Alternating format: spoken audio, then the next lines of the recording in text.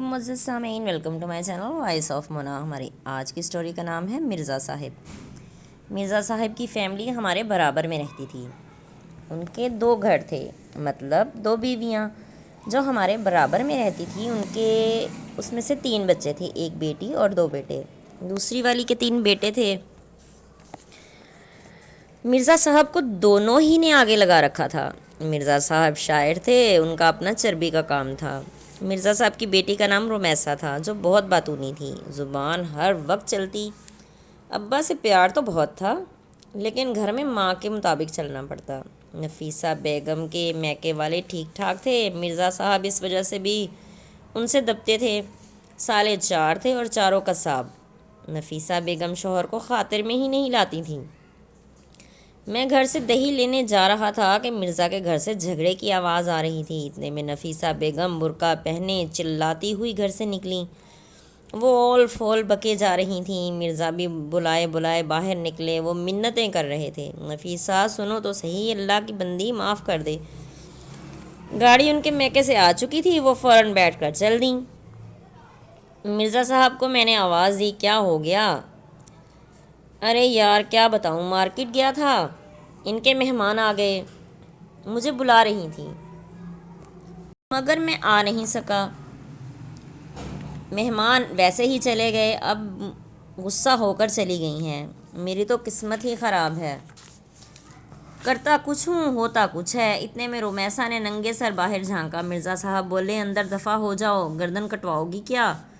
وہ تو اندر چلی گئی، مگر اب مرزا صاحب کی سالوں کے خوف سے ٹانگیں کانپ رہی تھیں۔ نفیسہ بیگم چھوٹی تھیں اور اکلوتی، بھائیوں کی جان بستی تھی ان میں۔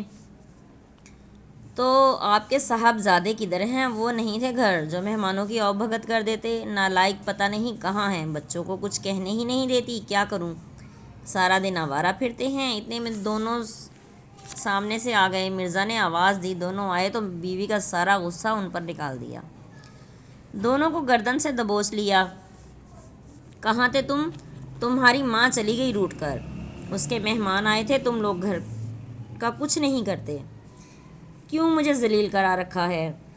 وہ ابا میں نہیں، یہ چھوٹے والا لے کے گیا مجھے۔ مرزا صاحب دونوں پر ہاتھ صاف کر چکے تھے، ابھی بات کر ہی رہے تھے کہ مرزا کے سالے آن پہنچے۔ انہوں نے بات کرنا ہی مناسب نہیں سمجھا اور بنوئی کو پیٹ ڈالا۔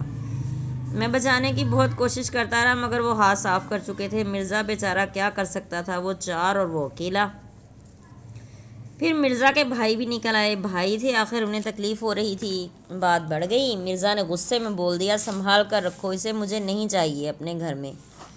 اتنے میں مرزا کی دوسری بیوی کو شاید خبر مل گئی، اس کے بھائی بھی آ گئے۔ لڑائی اتنی بڑھی کہ دونوں پارٹیاں زخمی ہو گئیں۔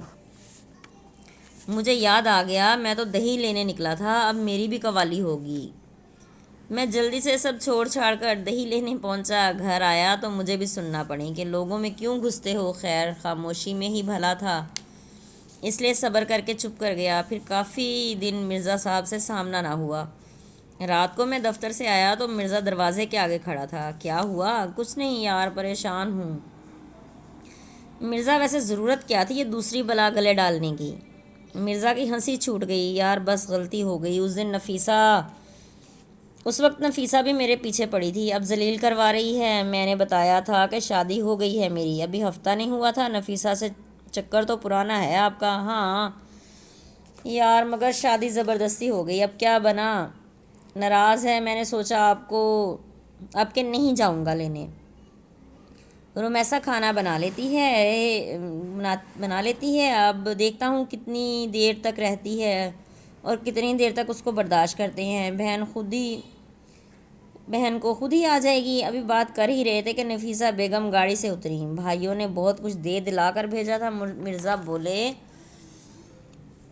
بولے دیکھ لیا، گاڑی سے سامان اتار لو۔ مرزا نے مجھے بھی کھینچ لیا۔ واہ بھی واہ، آپ نے تو صحیح بولا تھا، فائدہ ہی ہوا لڑائی کا۔ وہ چھوڑ کر چلے گئے۔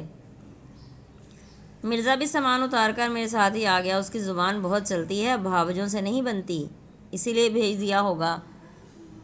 مرزا ویسے اچھے ہیں سسرال والے؟ نہیں یار، میں تو پہلے ہی بھلا تھا، اب تو ذلیل ہو کر رہ گیا ہوں۔ مرزا کا لڑکا بلانے آ گیا، ابا گھر چلو۔ وہ ضروری کام ہے، اچھا آتا ہوں، نہیں ساتھ چلو، اچھا خبیث چل۔ وہ زبردستی لے گیا۔ تھوڑی دیر میں پھر شور شرابہ ہو رہا تھا۔ میری تو نہ رکنے والی ہنسی چھوڑ گئی۔ مرزا کی زندگی واقعی حرام ہو چکی تھی۔ میں باہر ہی کھڑا تھا کہ مرزا کی دوسری بیوی بھی آن دھمکی۔ معاملہ خراب ہی لگ رہا تھا۔ پھر مرزا کے بھائی بھی آ گئے۔ میں باہر ہی کھڑا تھا۔ مرزا گھر سے باہر نکلا، اس کی آنکھوں میں آنسو تھے۔ کیا ہوا؟ اب بس یار، اس کے بھائیوں نے بولا ہے کہ گھر نفیسہ کے نام کرو، اس کو پڑھا کر بھیجا ہے، ایک گھر ہے اس کے نام کر دوں تو دوسرے بچے وہ پہلے ہی کرایہ کے مکان میں رہتے ہیں، اب حق تلفی تو نہیں کر سکتا نا کسی کی۔ وہ میرے روکنے کے باوجود بھی نہیں رکا، پتہ نہیں کہاں گیا۔ پھر کافی دن مرزا نظر نہیں آیا۔ فیصلے تو مرزا نے کر ہی لیے تھے، لیکن ان فیصلوں نے مرزا کی زندگی حرام کر دی تھی۔ دونوں بیویاں خود سر تھیں اور میکے والے ٹھیک ٹھاک تھے، اور وہ بھی آ کر اس پر روب جماتے۔ مرزا بہت ہی زیادہ لاچار حالت میں تھا۔ مجھے اس کے آنسو اب بھی یاد آ رہے ہیں۔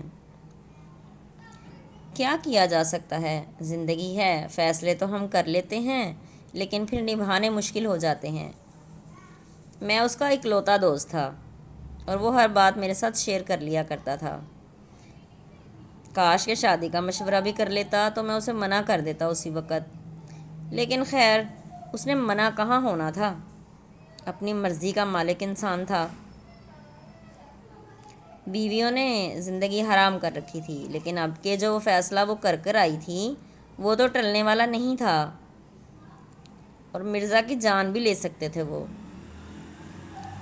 مرزا مجھے نظر نہیں آ رہا تھا اور میں پریشان تھا۔ میرا بھی یارانہ تھا اس سے، اور منہ پیار بھی بہت تھا۔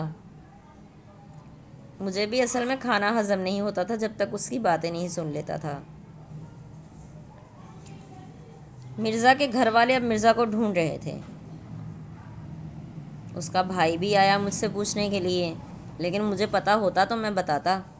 واللہ علم ان کے تنگ کرنے کی وجہ سے وہ کدھر گیا۔ بھائی بھی کم ہی پوچھتے تھے مرزا کو۔ مرزا کی پریشانیاں وہ اکیلا ہی نپٹاتا تھا۔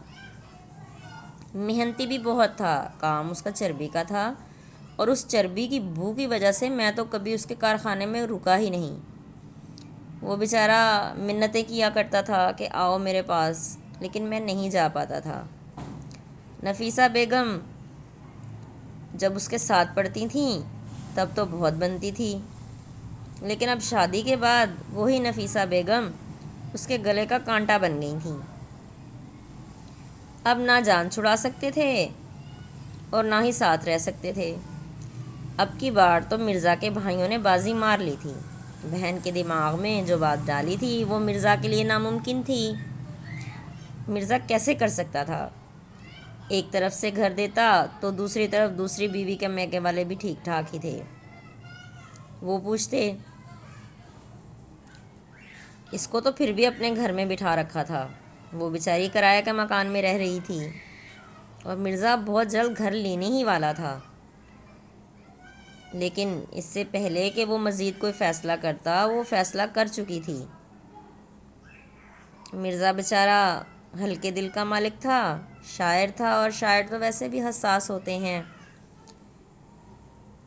مرزا ہر بات کرتا تھا۔ کافی دن سے اب نظر نہیں آ رہا تھا تو میرا دل بھی اس کے لیے بے چین ہو رہا تھا، کہیں کوئی غلط قدم نہ اٹھا لے۔ بیویوں کے تنگ کرنے کی وجہ سے اس کی زندگی حرام ہو رکھی تھی۔ جیتے رہیے، خوش رہیے۔